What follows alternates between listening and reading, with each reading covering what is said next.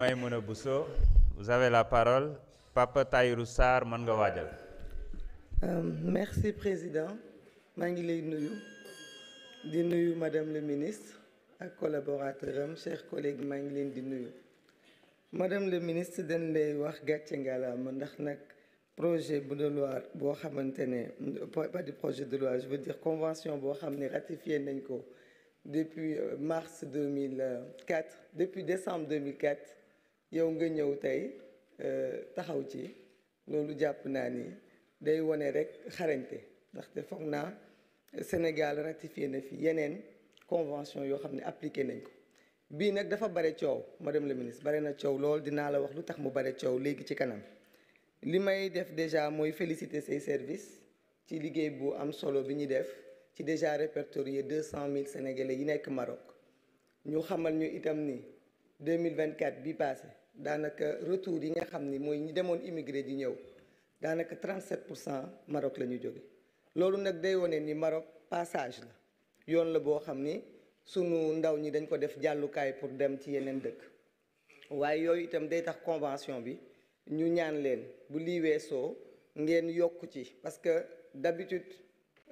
ñi nga xam ni ñoom ñoo nekk sénégalais dem ci consulat yi ñu répertorier leen ñooñu la ñu mën a considérer comme ay ayant droit mais nañu xam ni sénégalais yu bare bu ñuy génn bu ñu bëggee jàll du ñu ne Sénégal lañ jóge ndax xam nga Sénégal dëkku jàmm la ñu ci bare dañu naan dëkk yi nga xam ne dëkk dafa am guerre foofu la ñuy déclaré wu ni foofu la ñu dëkk mooy tax sax léeg-léeg ñu réer ci àll bi parce que chiffre bi ñu wax fii ne 299 sénégalais ñoom ñoo nekk détenus en Maroc man je considère que war na ëpp loolu ci 200 000 sénégalais 299 képp pour man ëpp na ko li koy waral nag mooy ñun ñooy faral di def loolu sénégalais bu ñu tukki dañuy jël yeneen kayit pour mën a jàll wala ñu bañ leen rapatrier loolu mooy waral ñuy def loolu donc il faudra ñu jéem a xool ban concept la ñu mën a teg pour mën a encourager sénégalais yi ñu dem immatriculé wu ci consulat yi ñu xam ni ak lu mënti am consulat bi moom seen protection la parce que lii rek convention bi won na ko donc convention bu ñu ko signé dina laaj sensibilisation bu bari pour ñu xam ni convention bi naka ni ki léegi da leen di protéger. wax ngeen itam ni ci 299 yooyu 38 ñoo ci bëgg a dellu si foog naa loolu tamit day wax li sama collègue bi wax léegi sunu problème mu prison yi xëy na moo tax ba ñu bare ci ñoom bëgguñu ñëwaat kon dina laaj tamit sunu prison yi ñu ñoñal ko bu baax ndax tamit ñu mën a ñoom ñu fa nekk ñu nangoo ñibbi Sénégal parce que am na si ñoo xam dañ naan condition yañ fa nekkee moo gën condition yi nekk fii li ma bëggoon tamit wax mooy dëgg la convention bi dara jotewu ko ak ku ñu àtteegul mais nag li tax convention bi bare bruit mooy Maroc dafa bokkoon ci dëkk yoo xam ni amuñu woon convention bi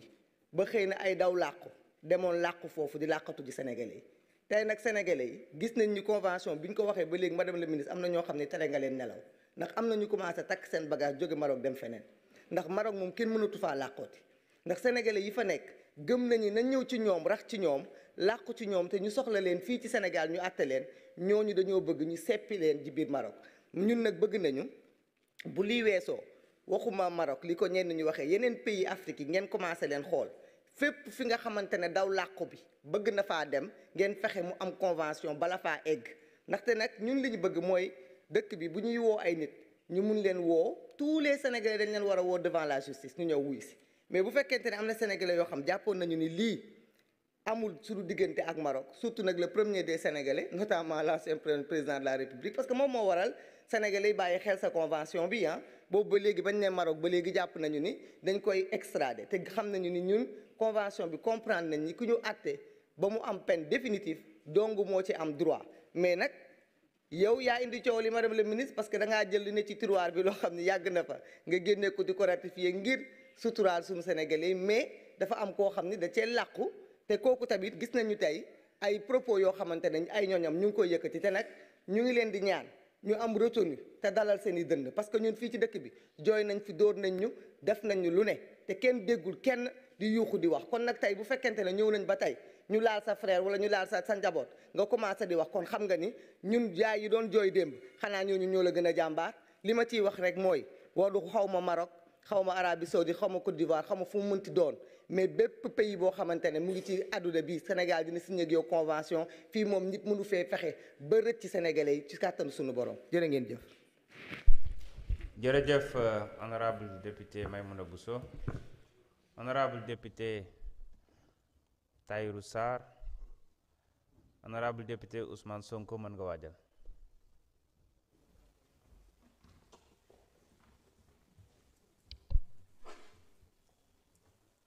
Asalaamaaleykum, maa ngi ziar bu baax na ngeen def di leen ziar di leen ndokkale ci koor gi di ko ndokkale jullit yi ak chrétiens yi. Madame le ministre maa ngi lay nuyu di la magnifier en fait ci convention bi dafa am na solo di ñaan aussi tamit en urgence suñ ko mën def au niveau de l'Égypte et de la Turquie.